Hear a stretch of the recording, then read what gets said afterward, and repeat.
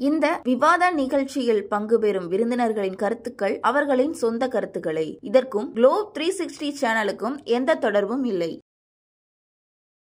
திகாரங்க என்ன பண்ணிருக்காங்க அப்படின்னா மதுரையில ஒரு போஸ்டர் ஒட்டியிருக்காங்க. அது எதனால பண்ணிருக்காங்க, எந்த விஷயத்தினால அது வந்திருக்குது? அதை அடிச்சு ஓட்டுறது திமுக. அதை புரிஞ்சுக்கணும். முதல்ல ஏங்க போஸ்ட் அடிக்க அவனுக்கு வேலை விட்டு இல்லையான்னு? அவன் இருக்கிறதே மொத்தமே 9 பேர் தாங்க இருக்கான். அவன் எதிர்கட்சி எங்க அப்பா இருக்கிறார், ஒரு சித்தப்பா இருக்காரு. அவர் பேசுவாரா? இந்த மண்ணை பற்றி பேசுவாரா? மக்களை பற்றி பேசுவாரா? இந்த நில அபகரிப்பை பற்றி பேசுவாரா? மணலை பத்தி பேசுவாரா? மலையை பத்தி பேசுவாரா? எதை பத்தி பேச மாட்டாரு. அவர் என்ன பண்ணுவாருன்னா,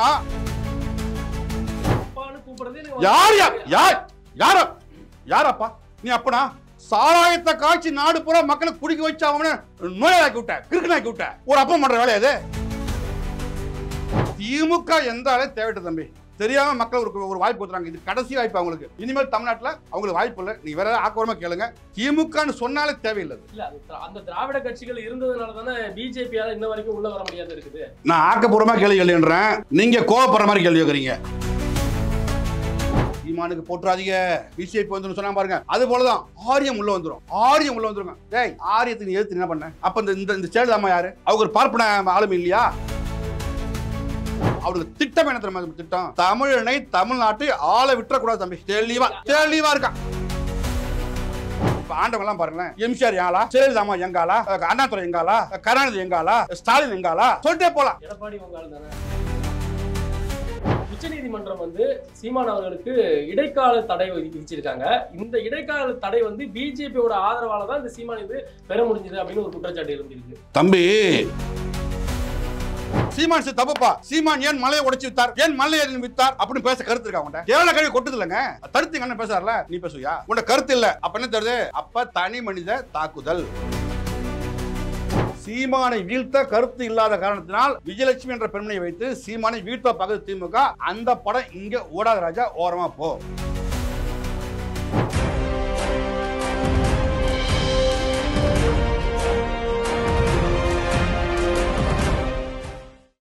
குளோப் 360 நேயர்களுக்கு வணக்கம். இன்றைய சிறப்பு விருந்தினராக நம்மோடு இணைந்திருப்பவர் நாம் தமிழர் கட்சியின் தம்பி முருகேசன் அவர்கள். வணக்கம் சார். வணக்கம் தம்பி. நல்லா இருக்கீங்களா? சிறப்பாக தம்பி. Okay sir. இப்போ இடைப்பட்ட காலத்துல சீமான் அவர்கள் மேல ஒரு குற்றச்சாட்டு வச்சு திகாரங்க என்ன பண்ணிருக்காங்க அப்படின்னா மதுரையில ஒரு போஸ்டர் ஒட்டியிருக்காங்க. அந்த போஸ்டர்ல பாலியல் குற்றவாளி அப்படின்னு சொல்லிட்டு கொஞ்சம் அவதூறு மாதிரி தெரியுது. அது எதனால பண்ணிருக்காங்க, எந்த விஷயத்தினால அது வந்திருக்குது? இல்ல, அவங்க கேள்வி நியாயமான கேள்வி. அதுல கூட ஒரு சின்ன திருத்தம் இருக்குது. மன்னிக்கணும் நீ தம்பி நெறியாளர், மன்னிக்கணும். திக எப்படி ஒட்டிச்சு போஸ்டர்? தந்தை பெரியார் திராவிட கழகம் ஓட்டினானா கீழே போட்டிருப்பான் பெரியார் திராவிட கழகம், ஏதோ ஒரு கரமத்தை போட்டிருப்பானே தவிர அதை அடிச்சு ஓட்டுறது திமுக. அதை புரிஞ்சுக்கணும். முதல்ல ஏங்க போஸ்ட் அடிக்க அவனுக்கு வேலை விட்டு இல்லையான்னு? அவன் இருக்கிறதே மொத்தமே 9 பேர் தாங்க இருக்கான். அவன் இப்ப தந்தை பெரியார் திராவிட எத்தனை பேர் நினைச்சிட்டு இருக்கீங்க? ஒரு அமைப்பே கிடையாது. பெரியாரை வச்சுட்டு சொம்பு அடிச்சுக்கிட்டு அப்படி சாப்பிட்டு வாழ்றானுங்க. அதான் உண்மை. பெரியார் திராவிட கழகத்துக்கு சீமானுக்கு என்ன சம்பந்தம் இருக்குது? பெரியார் செத்து போன பெரியாரை செருப்பு அடிச்சு அண்ணன் சாவு அடிச்சு முடிஞ்சு போச்சு. பெரியார் மேட்டர் போன மாசம் முடிஞ்சு போச்சு. இருங்க, நான் சொல்றேன் தம்பி. பெரியார நீ சொல்லாது தம்பி. பெரியாரெல்லாம் முடிஞ்சு போச்சு தம்பி.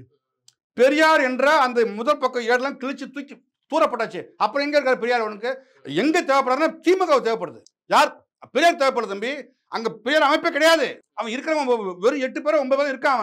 அவன் வருவான், காசு கொடுப்பாரு, வாங்கி சாப்பிட்டு போயிட்டு இருப்பான். இப்ப அவங்களுக்கு என்ன ஒரு வழினா, பெரியாரை சாவடிச்ச சீமான் எதை செய்யணும்னு சொல்லிட்டாங்க. அவன் திட்டமிடுறான். திமுக திட்டமிடறான் தம்பி. அதனுடைய வெளிப்பாடு தான் இந்த மதுரையில சூரட்டி ஓட்டுறது, மங்களூர்ல ஓட்டுறது. அப்புறம் இந்த சென்னை பாருங்களேன். சென்னையில பாருங்க, ஒரு குறிப்பா பாருங்க, அந்த சூரட்டியை விட்டு விடாதே சீமானை, விட்டு கைது பண்ணுங்க சீமானை நீங்க சூரட்டி போட்டுருக்காங்க. அதே நம்ம பிள்ளைகள் எல்லாம் ஒரு 90% அதை அகட்டிட்டாங்க. இப்ப நான் கூட போய் அகட்டினேன். அது முடிஞ்சு போச்சு. ஆனா பாருங்க, அது இங்கதான் நீங்க கவனிக்கணும். மதுரை வேலை சென்னை தானே, பூந்தமல்லி சென்னை தானே. அப்ப இந்த பக்கம் எல்லாம் போஸ்ட காணுமே. அப்ப எங்க போஸ்ட் இருக்கு? அண்ணா நகர்ல இருக்கு. ஏன்? அங்கெல்லாம் படிச்சவெல்லாம் வாழ்ந்துகிட்டு இருக்கான். அம்பத்தூர்ல இருக்கு. படிச்ச பிள்ளைலாம் வேலைக்கு போயிட்டு இருக்கான். அப்ப அவன் பார்வைக்கு ஓட்டுறான் கொண்டு போய். அங்கெல்லாம் எங்கடாவது ஒரே ஒரு சூரட்டி தான் தம்பி. தேனாம்பேட்டை பாருங்க. தேனாம்பேட்டை சுத்தி அறிவாலயம் பார்த்தீங்களா? இந்த அறிவாலயம் சுத்தி பாருங்க, ஆயிரக்கணக்கான சூரட்டி. அப்ப யார் ஓட்டுறா? இப்ப உங்களுக்கு தெரிஞ்சிருக்கும். நீ அம்பத்தூர்ல மொத்தமே 3 சூரட்டி ஓட்டுற. மதுரை வேலையும் போஸ்ட காணும். ஆனா இங்க பாத்தீங்கன்னு சொன்னா ஆயிரக்கணக்கா ஓட்டுறீங்க. அப்ப உங்க நோக்கம் என்ன? யார் ஓட்டினா?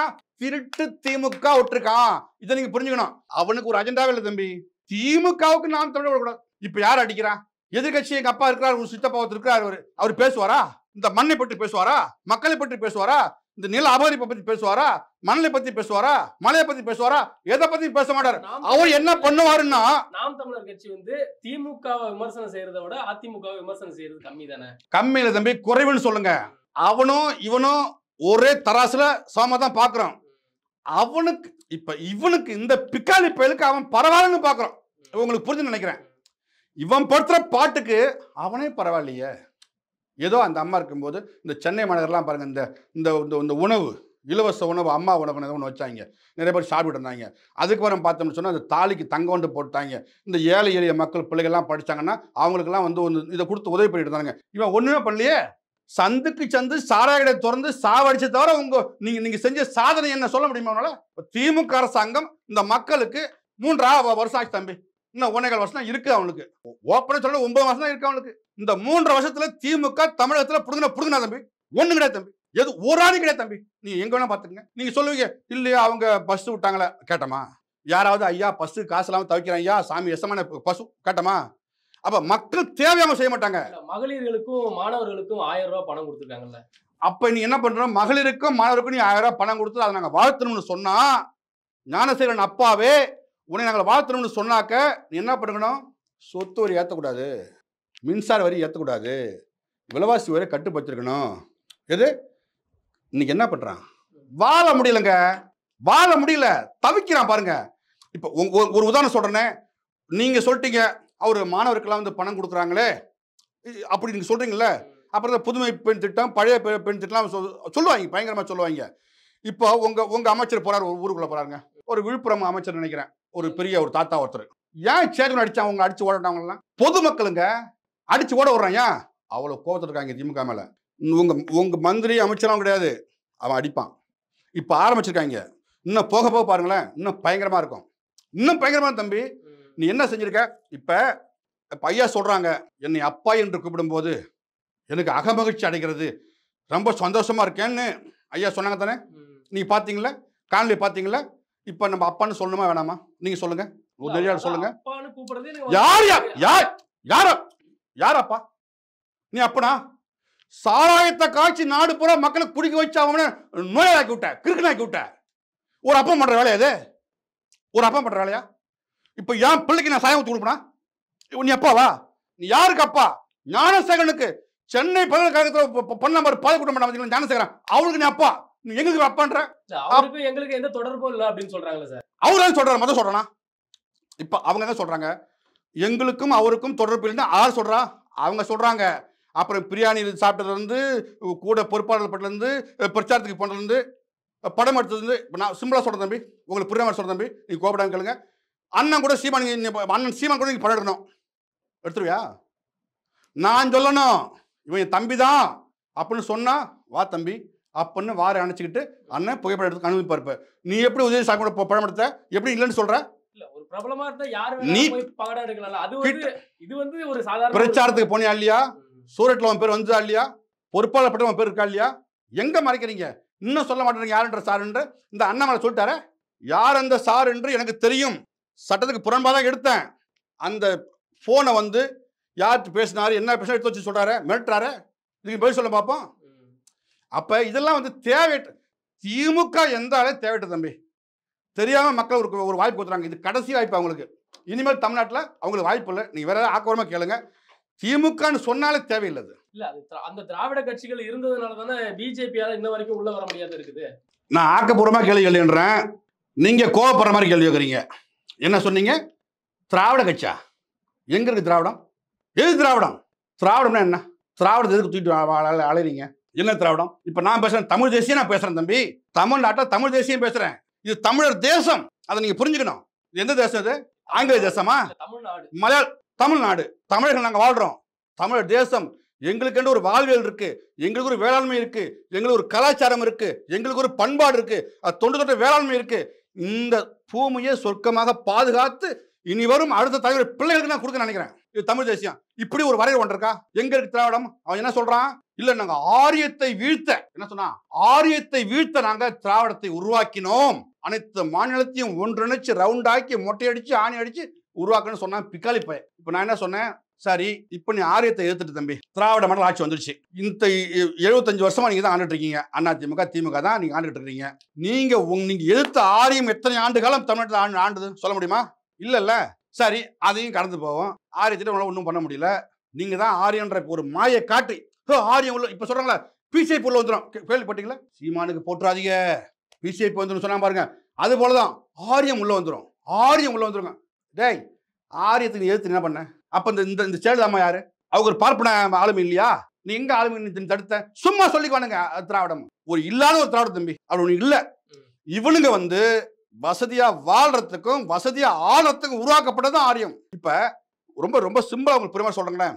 அவருக்கு திட்டம் என்ன தெரியுமா? திட்டம் தமிழனை தமிழ்நாட்டை ஆள விட்டுறக்கூடாது தம்பி. தெளிவா இருக்கா. நாம் தமிழர் கட்சி இல்ல நீங்க யார் தமிழர் அப்படின்னு சொல்ல வரீங்க? யார் தமிழ் சொல்றாரு தம்பி? என்ன நாங்கெல்லாம் பூர்வ குடிகள், இந்த மண்ணின் மக்கள் நாங்க. என்ன இந்த இந்த கேள்வி யாரு கேட்கணும்? பிஜேபி கேட்கணும். அவன் தான் கலப்படம் பார்ப்பான். திமுக கேட்கணும். அவன் தான் கலப்படம் பார்ப்பான். இப்ப ஐயா காமாட்சி சொல்லுவாரு, நாங்க வந்து தெலுங்கு தமிழர் பாரு. எப்படி நீ தமிழரா தெலுங்காரன்னு கேட்டு பாரு. நீ தமிழரா தெலுங்காரான்னு கேட்டு பாரு. ஐயா சொல் இல்ல நாங்க தெலுங்கு தமிழரும் பாரு. இது அப்ப என்ன சொல்றது? அப்ப கருவாட்டி சாம்பாரமா இருக்கும். ஐயா மணியா சொன்னாங்க பார்த்தீங்களா? கருவாட்டி சாம்பாரமா இருக்கும். அது அப்படி போகுது. இப்ப நாங்க என்ன சொல்றோம்? ஏன் நாங்க ஆள முடியல?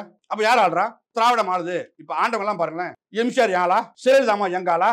அண்ணாதுரை எங்காலா? கருணாநிதி எங்காலா? ஸ்டாலின் எங்காலா? சொல்லிட்டே போலாம். எடப்பாடி உங்கால் தானே. எது மக்கள் தேர்வு செய்யறது தம்பி. அவரை மக்கள், அதாவது இவருதான் முதலமைச்சர் ஓட்டு போட்டு வரலையா? அவர் தற்காலிக முதலமைச்சர் தான். அந்த ஆள் ஆட்சியை போதும்னு போச்சு. இவங்க படுத்துற பாடு பாருங்களேன். என்ன கொடுமை. ஐயோ தமிழ்நாட்டுல கொடுமை சாமி. வாழ முடியல சாமி. இவங்க பண்ற அயோக்கியத்தனம். என்ன இதுல வேற சொல்லிக்கிறாங்க தம்பி எங்க அப்பான்னு சொல்லுங்க. அதை திருப்ப யாராவது சொன்னீங்கன்னு வச்சுங்களேன், காண்டாயிரம் பாத்துக்குங்க. கனிமொழி அவர்கள் என்ன சொல்றாங்க அப்படின்னா, சீமானுடைய பேச்சை கேட்டுட்டு அந்த கட்சிக்குள்ள எப்படி நீங்க நிறுத்துங்க. என்ன கேக்குறீங்க? நான் என்ன சொல்றேன்னா, சீமானே நீங்க எதிர்க்கிறீங்க. சீமான் மேல அவதூறு வீசுறீங்க. சீமானை எதிர்க்கணும். ஏன்னா உங்க ஆட்சிக்கு பங்கம் வந்துடும்.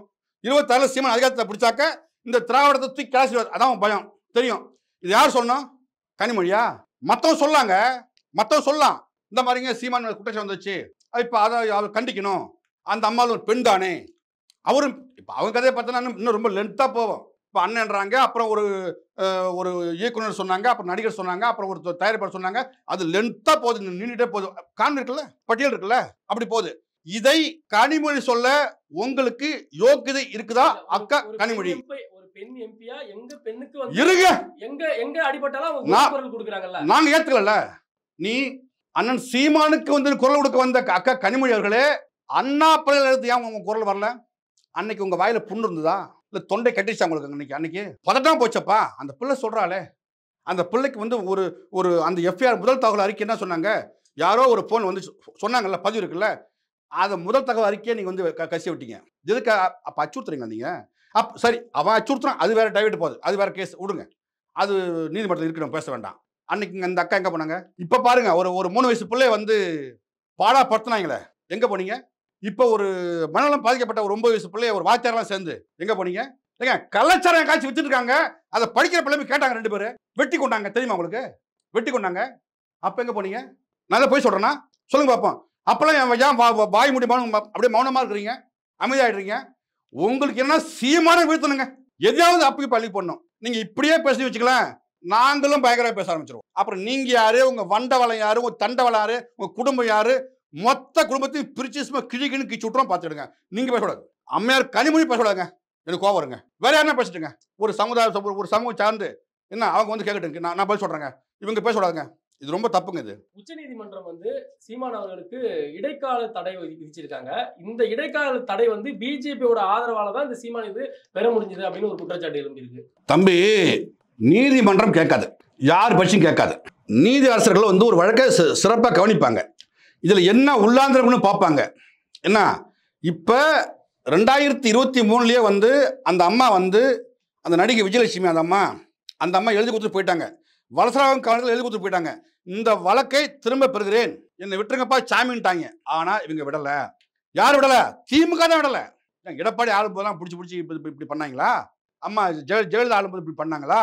இவங்களுக்கு கருத்தியெல்லாம் பேசணும். கருத்து ஒரு மாதிரி ஒன்று கிடையாது. கருத்தியலோட உட்கார்ந்து இதான்ப்பா தவறு, இதான்ப்பா சரி, இது பண்ண தப்புப்பா, சீமான் தப்புப்பா, சீமான் ஏன் மலையை உடைச்சு வித்தார், ஏன் மலையை வித்தார் அப்படின்னு பேச கருத்து இருக்கா உன்ட்ட? கேரள கழுவி கொட்டுது இல்லைங்க, தடுத்து அண்ணன் பேசுறாருல, நீ பேசுவியா? உன்ட கருத்து இல்ல, அப்ப என்ன தருது? அப்ப தனி மனித தாக்குதல். ஒரு மனுஷனை உளவியல் ரீதியா அசிங்கப்படுத்த நினைச்சாங்க, அதுக்காக தான் அந்த அம்மாட்ட பேசி கொண்டு வராங்க. அதுக்கு ஒரு பிக்கால பேருக்கா, ஒரு மாமா பையன், அவன் ஒரு கிறுக்கு லூசு பையன், அவன் கண்ணில் மாட்ட மாட்டேங்கிறான், முக்தார் பையன், உங்களுக்கு தெரியும். பார்க்கறது பாருங்க 9 மாதிரி இருப்பான், திருநங்கமே இருப்பாங்க, அப்படி இருப்பான். ஒரு பொட்டு மட்டும் வைங்களேன், அப்படியே பொட்ட மாதிரி இருப்பாங்க. அவன் என்ன பண்ணுவான், என்ன இந்த நேரம் வந்தாக்கா அந்த அம்மா கூட்டு போய், அப்ப இவங்க கொடுத்தா போட்டு சாமின்னா போட்டிருப்பாங்க, அப்ப என்ன ஆகுது, கூட்டு வந்துருவான். அந்த மாமா பையில வச்சுக்கிட்டு படம் ஓட்டுறது. இவங்களுக்கு உண்மையிலேயே விஜயலட்சுமிக்கு நீதி வாங்கி தரணும்னா வழக்கு நீதிமன்றத்தில் இருக்கிற வழக்கு இருக்குது, நீதியரசு விசாரிக்க போறாங்க. அவங்க கேட்டாக்க தப்பு இருந்து தண்டனை தான் கொடுத்துட்டு போட்டுமே, அதுல ஒரு முகாந்திரம் இல்லைங்க, அதுல பாலியலே கிடையாதுங்க. ஒரு பெண்ணை வந்து அந்த பெண்ணோட அனுமதி இல்லாம அந்த பொண்ணை வந்து தவறு பண்ணுவதாங்க பாலியல், அதாங்க அத்துமீறல். நம்ம வந்து உடல் உறவுல நம்ம இருந்துட்டோம், நான் உங்களை கல்யாணம் பண்ணிக்கிறேன் அப்படின்னு சொல்லிட்டு பண்ணாம இருக்கிறதும் பாலியல் குற்றங்கள்ல தான் வருது. ஒரு நிமிஷம் இருங்க, அப்படி நீங்க உங்க தம்பி நிறைய பார்வைக்கு வந்தாக்கா இவ்வளவு சூரட்டி ஒட்டி 1 மாசம் 2 மாசம் நாங்க போஸ்ட் அடிச்சு ஒட்டி பத்திரிகை கொடுத்து வச்சோமே, அப்போ தடுக்க வேண்டியது வந்து எங்க போனீங்க? இப்ப எங்க அண்ணியார் வந்து திருமணம் உங்களுக்கு தெரியும், இங்க பாருங்க இந்த ஒய்எம்சம் தான் கல்யாணம் ஆச்சு, இந்த ஒய்எம்சம் கல்யாணம் ஆச்சு, அப்ப எங்க போனீங்க? உங்களுக்கு தெரியாதா? ரகசிய திருமணமா? அப்ப எங்க போனீங்க? நீங்க அப்ப வேறு ஒருத்தரோட இருந்தீங்க, அப்ப உங்களுக்கே தெரிஞ்சு போச்சு இது சரியா இருக்காது அப்படின்னு கடந்து போனீங்க. இப்ப சீமான் ஒரு அரசியல் கட்சி வந்துட்டாரு, அப்ப அவர் எதிரிகள் அதிகமாகி போச்சு. அப்ப இந்த படத்தை ஓட்டா பணம் கிடைக்கும். அவங்க நடிகைங்க, அவங்க கூலிகள்லாம் போக முடியாது. இப்ப காங்கிரட் மனத்துக்கு போக முடியுமா? செங்கல் சொல்லி வேலைக்கு போக முடியுமா? கதருக்கு போக முடியுமா? நடிகைங்க அவங்க. அப்ப என்ன பண்ணுது, இந்த குளிரூட்டப்பட்ட அறை ஏசி ரூம்ல தான் வாழணும், பெரிய உயர்ந்திர உணவு சாப்பிடணும், அப்படி பழக்கப்பட்டு வந்தவங்க அவங்கெல்லாம். அவங்க என்ன தேவை? பணம். அப்ப என்ன தேவைது? ஐயா இங்க போடுறாங்க திராவிட மாடல் போகுது, ஐயோ பணம், அந்த அம்மாவுக்கு மகிழ்ச்சி. வாப்பா என்ன பேசணும் சொல்லுப்பா, சொல்லு, உடனே பேசுறோம்ப்பா. இப்போ பார்த்து ஒரு காமெடி பார்த்தேன், அவங்க பாஷையில் பேசி பணத்தை மூலம் தராங்க, இந்த அம்மா வாங்குது. அப்போ என்ன அர்த்தங்க?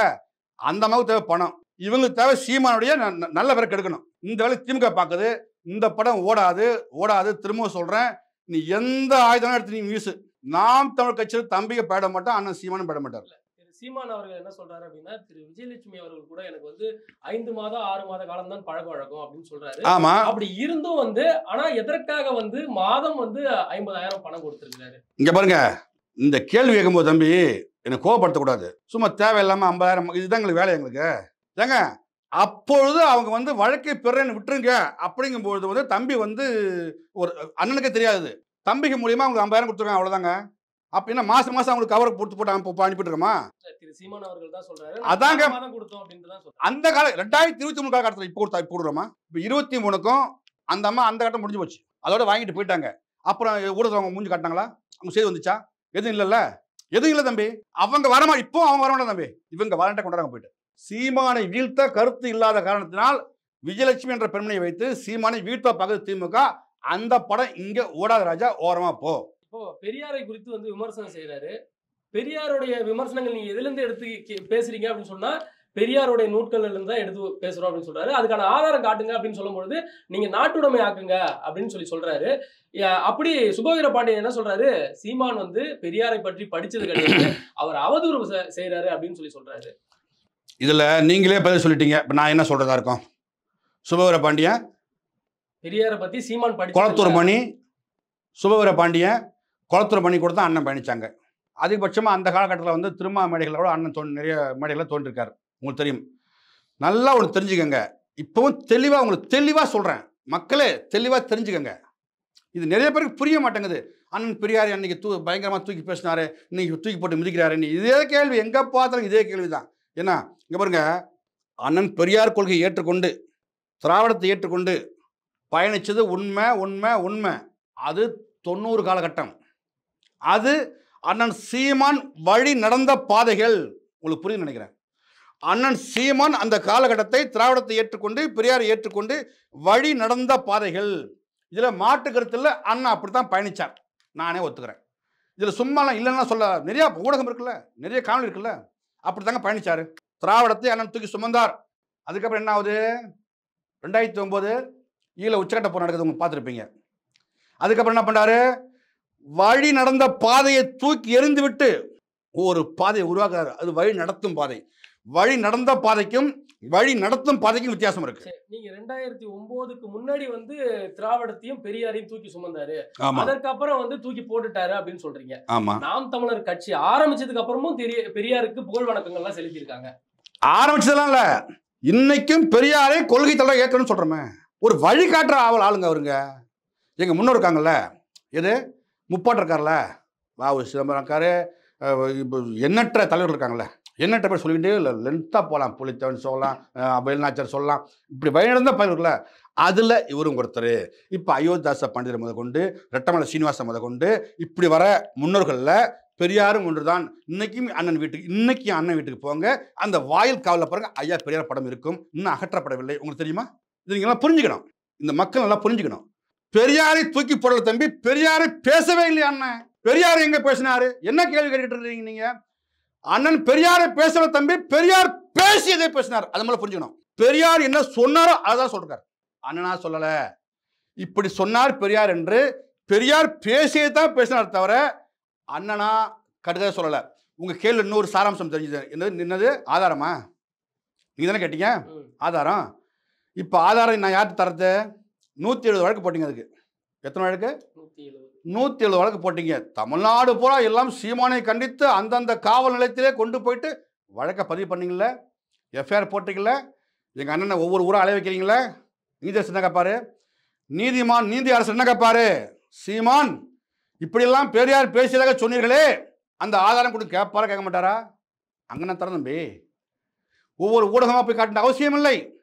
நீங்கள் சொன்னீங்களே அந்த திராவிட சொம்புகள், 32 அமைப்புகள், லெட்டர்பேட் தம்பிகள், திமுகவின் பன்னிகள், திமுக பண்ணியை ஒட்டிக்கிற உண்ணிகள் இருக்காங்கல்ல, அவனுக்கெல்லாம் நான் ஏன் வளர சொல்லணும்?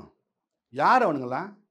திமுகவை நம்பி 200 rupees 200 ஊபீஸ் ஒன்று காசு தானே, அவன்லாம் கேட்பான், சீமானே எனக்கு வந்து சான்று கொடு, நீ போய் சொல்லிட்ட போப்பா, உன் லெவல் தெரியாமல் பேசிட்டு இருக்க ராஜா. உங்களுக்கு தெரியுமா? நீங்கள் பெரியார்னு ஒரு தூரம் கேள்வி கேட்குறீங்க தம்பி. இப்போ ஈரோடு வந்ததுங்க நீங்கள். இப்போ அண்மையில் ஈரோட்டில் ஒரு தேர்தல், இடைத்தேர்தல், அதில் சொல்லப்பட்ட கருத்து, நல்ல ஆண்மகனாக இருந்தால் சீமான் ஈரோட்டுக்கு வா சொன்னாங்க. சீமான் வீடு முற்றுகை சொன்னாங்க. இருங்க நான் வந்துடுறேன், அங்கே தான் வரேன் நான். இப்போ அண்ணன் ஈரோடு வந்தார், வாக்கு சேகரித்தார். அப்புறம் திமுகவின் கைகூலிகள் பணம் கொடுக்கப்பட்டு அது கள்ள ஓட்டு போடப்பட்டு மிகப்பெரிய அவங்களே அதிகாரியை போட்டு அவங்களே ஓட்டையும் போட்டு அவங்களே வெற்றி பெற்றாங்க. அதுதான் வந்து நீங்க அந்த ஈரோடு பெரியார் மண்ணில் போய் பெரியார் அந்த சான்று பேசினதுனால உங்களுக்கு வாக்கு சதவீதம் குறைஞ்சி டெபாசிட் இழந்திருக்காங்க. ஏங்க எது டெபாசிட்டுங்கிறீங்க? நாங்கள் ஃபர்ஸ்ட் என்ன வாங்கணும் தெரியுமா? ஃபர்ஸ்ட் நான் வாங்கினோம் 10,000 சில்லற, இப்போ வாங்குறோம் 25 ரூபா. அப்போ நாங்கள் இறங்கி போகிறோமா ஏறி போகிறோமா? இல்லை, அது பிஜேபியோட வாக்கு அப்படின்னு சொல்கிறாங்கல்ல. தம்பி ஒரு நிமிஷம், இதுதான் நல்லா நீங்கள் புரிஞ்சுக்கணும். இங்கே பாருங்க, இந்த திராவிட மாடல் அரசு அங்கே வந்து பிஜேபி கிட்ட பேசுனது, யாருக்கு வேணாலும் போடுங்க, சீமானுக்கு போட்டுறாதீங்க, யாருக்கு வேணாலும் போடுங்க, சீமானுக்கு போட்டாதீங்கன்னு பெரிய பகிரங்கமாக ஒட்டினானுங்க. நம்ம ஒன்று நல்லா புரியுது தம்பி, நம்ம அந்த 4 சிட்டுக்கு 3 சிட்டுக்கு வந்த ஆள் கிடையாது. ரெண்டாவது வந்து நாங்கள் இந்த மண்ணு தேவைப்படுது எங்களுக்கு. இப்போ எல்லாமே கேட்குறாங்க, நீங்கள் ஒரு அதிகாரமே இல்லையே, ஒரு எம்எல்ஏ இல்லையே, ஒரு எம்பி இல்லையே, எதுக்கு நீங்கள் இப்படி கடந்து சாவுறீங்க அப்படிங்கிறாங்க. நாங்கள் இந்த 4 சீட்டு 3 சீட்டுக்கு வாங்கிட்டு எம்எல்ஏ எம்பிக்கு வந்தாலும் தம்பி, நாங்கள் இந்த அதிகாரத்தை கைப்பற்றணும், மிகப்பெரிய கனவு எங்களுக்கு இருக்குது. என்ன, இந்த மண்ணை பார்க்கணும், மலையை பார்க்கணும், இயற்கை நேசிக்கணும். நாங்கள் என்ன, இப்போ கல்வி இப்படி சீரழிஞ்சிக்கிட்டு இருக்கு, வேலைவாய்ப்பு இல்லை, இந்திக்காரன் பூரா உள்ள வந்துட்டான், அவனுக்கு ஓட்டடியும் கொடுத்துட்டாங்க.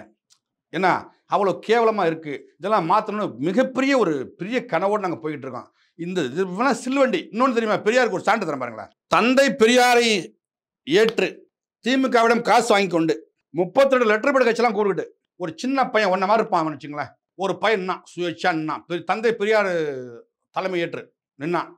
அவன் பேர் தமிழா பாண்டியன். அவன் பேர் தமிழா பாண்டியன். அங்கே வந்து ஓட்டு கேட்டு நின்று பயங்கரமாக பிரச்சாரம். அவன் பணம் இருக்குல்ல, ஒரு டாடா ஏசி வாகனம் வச்சுக்கிட்டான், பெரியார் இந்த பக்கம் ஒரு தாடி வச்சுட்டு குச்சி வச்சுக்கிட்டான், இந்த பக்கம் ஒரு தாடி வச்சு குச்சி வச்சுக்கிட்டான், பயங்கரமாக பிரச்சாரம் பண்ணுறான். அப்படியே பாட்டுலாம் ரெடி பண்ணிட்டாங்க, ஓடிட்டு இருக்கு ஈரோடு மண்ணில். இப்போ நாங்கள்லாம் ஒரு மண்டலத்தை தங்கிட்டு அங்கே வேலை பார்த்துட்டு இருக்கோம். அவர் வாங்கிய வாக்கு எவ்வளோ தெரியுமா? எத்தனை ஓட்டு நினச்சிட்டு இருக்கீங்க? 1000 ஓட்டு வாங்கியிருப்பாரா? 42 ஓட்டு. அவ்வளோதான் ஈரோங்க பெரியார். ஈரோட்டில் பேசுறீங்க பெரியார்னு. அந்த மக்கள் பெரியாரை கொண்டாட எவ்வளோ போட்டுக்கணும்? நீ சொன்ன மாதிரி போட்டுக்கணும். போடலையே, நான் தடுத்தமா? நாம் தமிழ் கட்சி பெரியாருக்கு போட்டுறாதீங்க, தமிழா பண்ணி போட்டுறாதீங்க அப்படின்னு சொன்னோமா?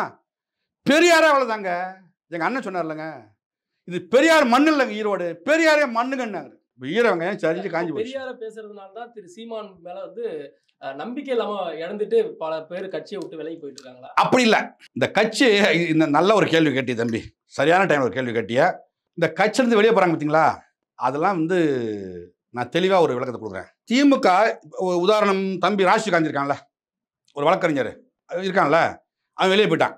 இப்போ அவன் என்ன பண்ணுவான், அவனுக்கு அங்கே என்ன வேலை, இப்போ இளைஞர்கள் ஒரு பொறுப்பு கொடுத்துருவாங்க. யாருக்கு? தம்பி ராஜீவ்காந்திக்கு. அங்கே அவருக்கு என்ன வேலை செய்வார்? அவர் இளைஞரை பூரா கூப்பிட்டு வச்சுக்கிட்டு செய்தி எடுப்பாரா? அவன் கூட எவன்லாம் பேசுகிறானோ அவன்லாம் கூப்பிடுவான், தம்பி வாய்ப்பு இருக்கா, தம்பி வர வாய்ப்பு இருக்கா, என்ன பார்த்தா அங்கேயே இருந்துக்கிட்டுலாம் கார் இருப்பாங்களா, பயங்கரமாக போயிட்டு இருக்க அரசியல், இன்னும் கத்தி சாவறீங்க, என்ன ஜோர் மண்டபத்தில் தக்காளி சாதமா, இவன் பேசுவான். அப்போ இவன் 50 பிள்ளைகளை மண்டை கழும்போது 2 பேர். இது ஆதாரமற்ற குற்றச்சாட்டுகள் தான். நான் நேராக பார்க்கறது அவர் இங்கே பாருங்க. இன்னொன்று சொல்கிறேன், அவர் கடந்த முறை ஒரு மாதத்துக்கு முன்னே வந்து ஒரு 3000 பேர் சேர்த்தாரு சொன்னீங்களா, 3000 பேர் வந்து நாம் தமிழ் கட்சியிலேருந்து திமுகவுக்கு போனா சொன்னாங்களே, ஒரு செய்தி வந்துச்சு. அதில் உண்மை எத்தனை பேர் போனாங்க? எத்தனை பேர் போனாங்க? எல்லாம் திமுககாரன். வெறும் 32 பேர். வெறும் 32 பேர் தம்பி. நம்ம நம்பாட்டி போங்க. நான் அது அதிகாரப்பூர்வமாக சொல்கிறேன். நான் இந்த நல்ல பதிவு வைக்கிறேன். எங்களை வீட்டறதுக்கு உளவியலாக பார்க்குறான். இப்போ இது நாம் தமிழ்லேருந்து அண்ணா திமுகவுக்கு ஆளு போகிறாங்க. நாம் தமிழ்லேருந்து அங்கே ஒருத்தர் இருக்காரு, பெரிய வள்ளல், நான் தான் வாழ்வுரிமை தலைவரே வாங்க அப்படின்னு, வேல்முருகன் ஐயா வாங்கன்றாரு. எல்லா கட்சிக்கும் நாங்கள் போயிட்டு இருக்கோம். அப்போ யார் பெரிய கட்சி? எல்லாமே ஊடக செய்தியாக்கப்படும் தம்பி. அப்படி ஒன்றுமே கிடையாது தம்பி. இங்கே பாருங்க, எல்லாமே சொல்கிறாங்க. இந்த காளியம்மாள் போனதுக்கு பாருங்க, பெரிய டிமாண்டு.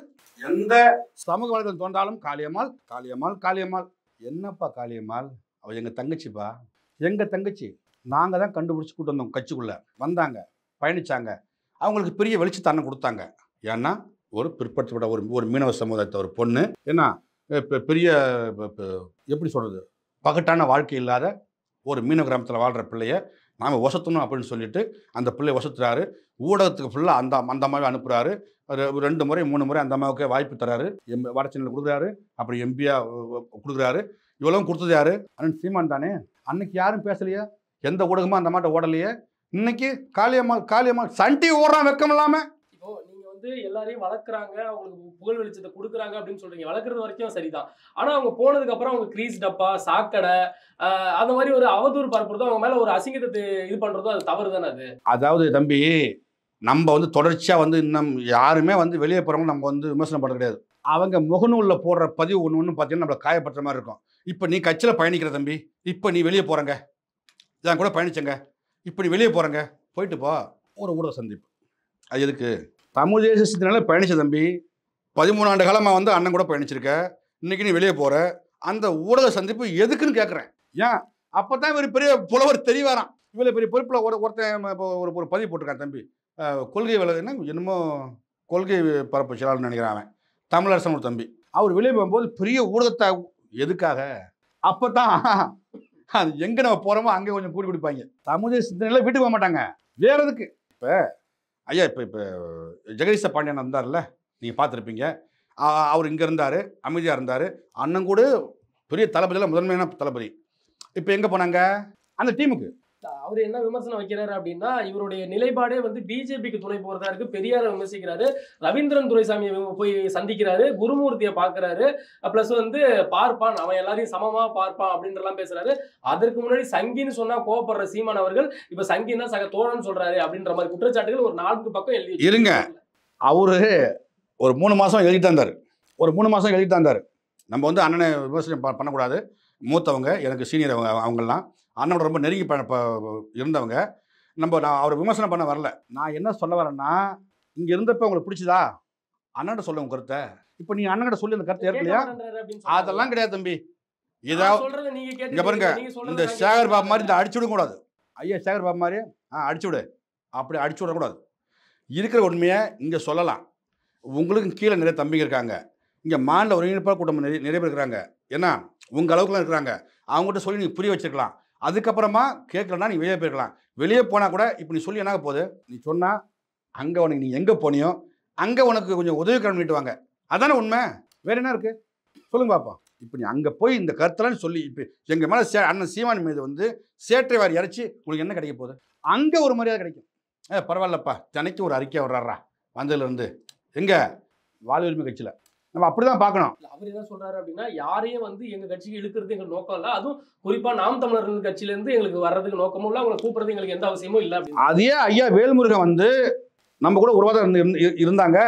ஏன்ப்பா இவ்வளவு பேர் வரீங்க, அங்கே இருங்கப்பா. இல்லப்பா அவர் நண்பர் எனக்கு, என்ன நான் ரத்தம்னு சொல்லி கூப்பிடுவேன் எப்பயுமே, அவர் என் நண்பர் எனக்கு, அவர் கட்சி வரணும் சொல்லுவாரா? சொல்ல முடியுமா? அவருக்கு அவர் வந்தா போதும், அவர் ஜொலிச்சா போதும், அவர் வென்றா போதும் நினைச்சிட்டு இருக்காரு. இப்ப நீ வேல்முருகன்ட்ட போயிட்ட, வேல்முருகன் எங்க போய் வேல்முருகன் கட்சி வச்சிருக்காருங்க, நீ அங்க போயிட்டீங்க, அவர் எங்க இருக்காரு? திமுக இருக்காரு. அப்ப ஒரு செயலை அவரே புலம்பிருக்காரு, ஏன் தொகுதிகளை ஒன்றும் செய்ய முடியல, நான் கேட்டாலும் கொடுக்க மாட்டேங்கிறாங்க, அவரே சொல்லிருக்காரா இல்லையா? அப்ப சொல்லிருக்காரு. இப்போ திருப்பி உனக்கு நாள் எங்கே வரும்? திமுகவில். அதுக்கு நேராக திமுக போக வேண்டியதானே? நீ வேல்முருகன் போகிறதுக்கு திமுக போக வேண்டியதானே? இது என்னோட கேள்வியாரு தம்பி. ஏன்னா அதெல்லாம் தவறு தம்பி. இங்க பாருங்க, விமர்சனம் வைக்கணும்னா 1000 வைக்கலாம் தம்பி, தொட்டா குத்தம் எடுத்தா குத்தம் சொல்லலாம். அண்ணன் வந்து ஒரு மிகப்பெரிய கனவுல போயிட்டு இருக்காரு, ஒரு தெளிவான சிந்தனையில் போயிட்டு இருக்காரு. ஏன்னா அண்ணனே சொல்லியிருப்பார், ஒரு வார்த்தை விட்டுருப்பார், காலையுதிர் காலம் போறவங்களுக்கு வாழ்த்துக்கள், இது ஜனநாயக உரிமை இருக்கு. எங்க அண்ணன் சொன்ன வார்த்தை எல்லாமே. ஆனால் அண்ணன் தெளிவாக போயிட்டு இருக்காங்க. உனக்கு நீ உன்னுடைய தேடுதல், உன்னுடைய தேவைகள் இங்கே பூர்த்தி ஆகலன்னா நாங்கள் பொறுப்பா முடியாது சாமி. என்ன வேற வாய்ப்பு இல்லை. பல்வேறு கேள்விகளுக்கு பதில் அளிச்சிருக்கு. நன்றி. நன்றி.